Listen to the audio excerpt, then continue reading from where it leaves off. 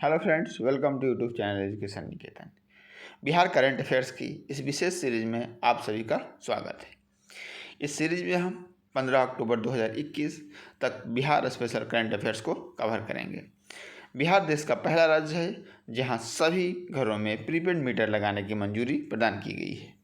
इसके लिए राज्य सरकार ने 11,100 करोड़ रुपये आवंटित किए हैं, जिसे अगले 42 महीनों में इस प्रोजेक्ट को पूरा करना है।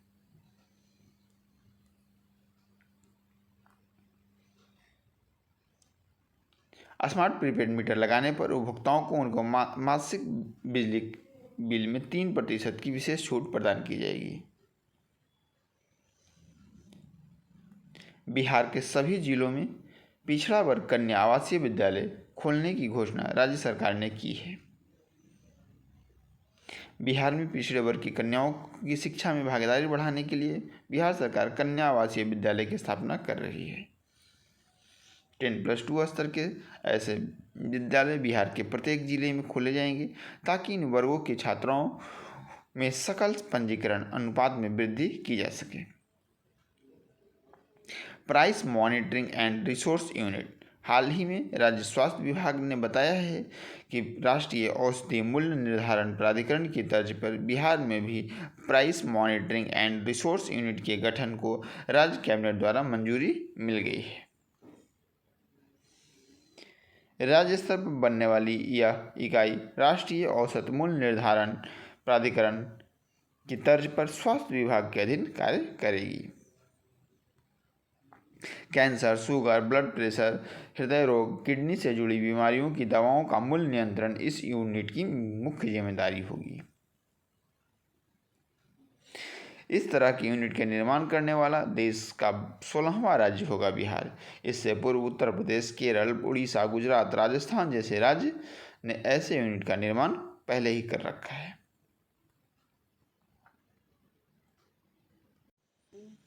अनअकैडमी पे भी आज रात 8 बजे मेरी लाइव क्लासेज है, जिसमें हम बिहार स्पेशल करंट अफेयर्स की पूरी यानी 1 ईयर की जो करंट अफेयर्स है उसे बुलेट फॉर्म में वहाँ कवर करने की कोशिश करेंगे। तो आप उससे भी जुड़ना चाहें तो लिंक डिस्क्रिप्शन बॉक्स में दी गई है, उसको क्लिक करके जुड़ सकते हैं। अगर नए हैं तो एडू निकेतन के कोड को यूज करके आप अनलॉक भी कर सकते हैं क्लास को। इसके लिए आप क्लास फ्री में अवेलेबल होगा। आप चाहें तो इस तरीके की क्लासेस की आपको नोटिफिकेशन मिलती रहे, इसके लिए जो मेरी प्रोफाइल है उसे आप अनअकैडमी पे फॉलो भी कर सकते हैं। अगला है गंगा जल उद्वह योजना। 6 अक्टूबर 2021 को मुख्यमंत्री द्वारा गंगा जल उद्वह योजना को कार्यों की समीक्षा की गई। Ganga water lift project Bihar सरकार द्वारा राजगीर, गया, बोधगया एवं नवादा जिलों में शुद्ध पेयजल उपलब्ध कराने के लिए वर्ष 2019 में आरंभ की गई थी। इस योजना का लक्ष्य 2022 तक इन स्थानों पर सतत जलापूर्ति सुनिश्चित करना है। तो जिलों का नाम याद कर लीजिएगा: राजगीर, गया, बोधगया और नवादा।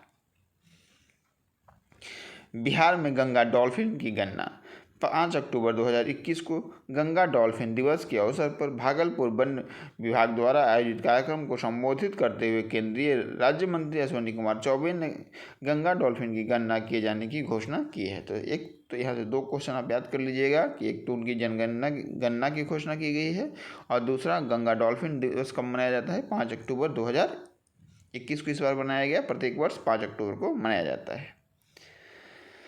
विक्रमशिला गंगा डॉल्फिन अभयारण्य में डॉल्फिन के संरक्षण और संवर्धन को बढ़ावा देने के लिए एक डॉल्फिन संरक्षण बल का भी गठन किया जाएगा। विक्रमशिला अभयारण्य को विश्व स्तरीय पर्यटन स्थल के रूप में विकसित किए जाने की भी योजना बनाई गई है। बिहार में सुल्तानगंज से लेकर कहलगांव तक 60 किलोमीटर तक गंगा डॉल्फिन संरक्षित क्षेत्र घोषित किया गया था। पूर्णिया देश का ऐसा पहला जिला बना है जहां सभी पंचायतों में पुस्तकालय होगा। 4 अक्टूबर 2021 को पूर्णिया देश का ऐसा प्रथम जिला बन गया जहां सभी 230 पंचायतों में शिक्षा विभाग की सहायता से दान में प्राप्त किताबों से पुस्तकालय खोले गए हैं। पूर्णिया जिले में 25 जनवरी 2020 से जिलाधिकारी राहुल कुमार द्वारा किताब दान अभियान चलाया जा रहा है। इसका लक्ष्य जिले की प्रत्येक पंचायत में एक पुस्तकालय खोलना था। इससे कुछ पुस्तकालयों का निरीक्षण नीति आयोग द्वारा गठित एक टीम के माध्यम से किया गया। इस अभियान से शिक्षा के मामले में पिछड़े क्षेत्रों में साक्षरता अनुपात सुधारने में मदद मिलेगी।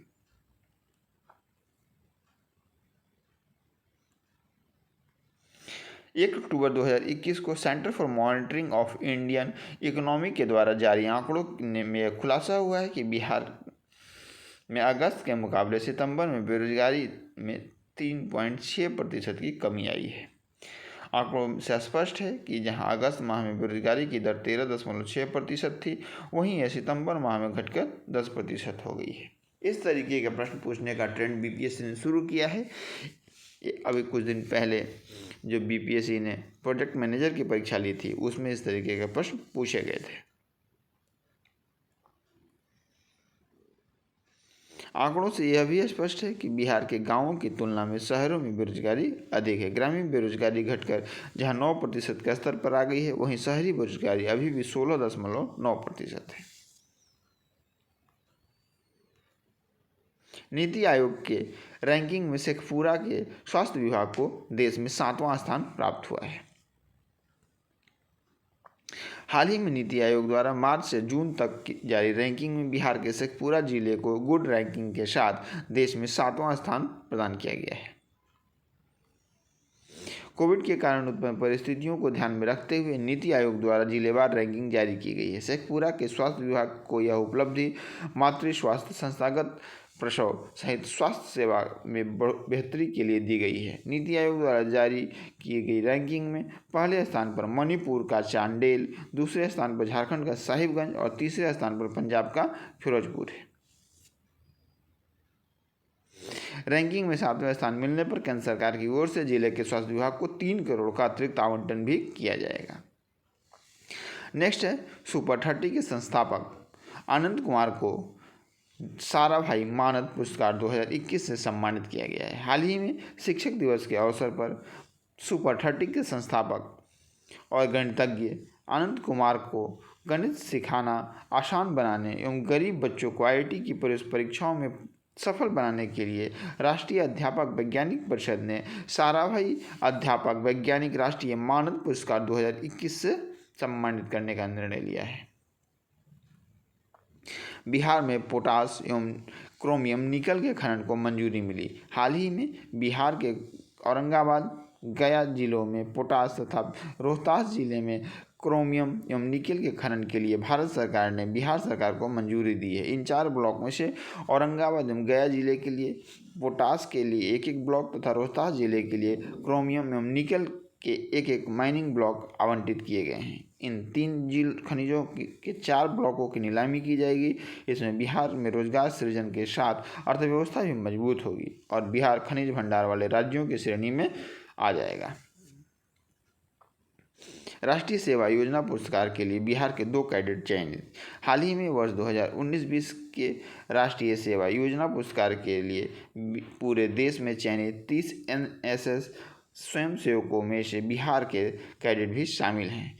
राष्ट्रीय सेवा योजना पुरस्कार के लिए चयनित इन 2 कैडेटों में जयप्रकाश विश्वविद्यालय के जेपीएम कॉलेज की छात्रा ममता कुमारी तथा मगध विश्वविद्यालय के गया कॉलेज की छात्र विशाल राज शामिल हैं। अगला है देश के पहले ट्रांसजेंडर या ट्रांसमैन सिपाही बिहार के रजित राज बने हैं। इनकी नियुक्ति कैमूर एमपी की गोपनीय शाखा में की गई है। देश के पहले ट्रांसमैन सिपाही बन गए हैं। पराली प्रबंधन का रोहतास मॉडल। हाल ही में बिहार कृषि विश्वविद्यालय द्वारा पराली प्रबंधन के रोहतास मॉडल को पूरे राज्य में लागू करने का निर्णय लिया गया है। रोहतास मॉडल के तहत स्ट्रॉबेलर नामक मशीन की सहायता से उच्च दबाव पर पराली का कंप्रेस्ड बंडल बनाया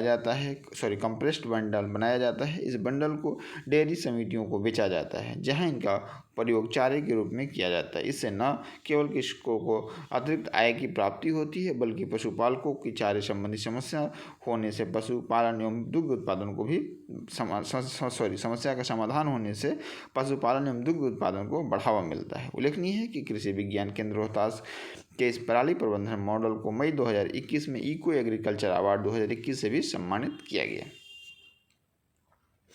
तो ये रहे अक्टूबर माह के कुछ करंट अफेयर्स। हम और भी जो करंट अफेयर्स हैं हमारे मंथ वाइज वो आपके साथ शेयर करते रहेंगे। हमारी टेस्ट सीरीज चल रही है, अगर आपने टेस्ट सीरीज अभी तक ज्वाइन नहीं किया है तो इससे सस्ती और विश्वसनीय टेस्ट सीरीज आपको कहीं मिलनी मुश्किल है।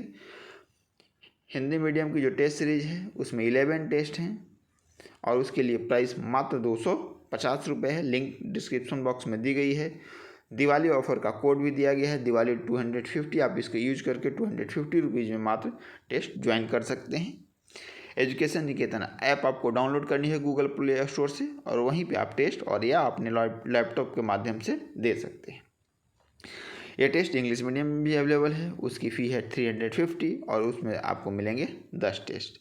सारे के सारे टेस्ट फुल लेंथ टेस्ट होंगे और बीपीएससी के पैटर्न पर आधारित होंगे। सीडीपीओ के लिए भी हमने टेस्ट अपलोड कर रखा है। सारे के टेस्ट की शेड्यूल भी आपको वहाँ पे अवेलेबल होगी। धन्यवाद।